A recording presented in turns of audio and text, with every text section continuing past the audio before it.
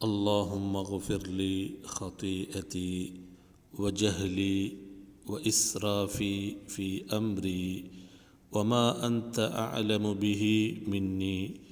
اللهم اغفر لي هزلي وجدي وخطاياي وعمدي وكل ذلك عندي. يا الله என் குற்றங்களையும் என் அறியாமையையும் என் செயல்களில் நான் மேற்கொண்ட விரயத்தையும் மேலும் என்னை விட நீ எவற்றையெல்லாம் அறிந்துள்ளாயோ அவற்றையும் மன்னித்து விடுவாயாக.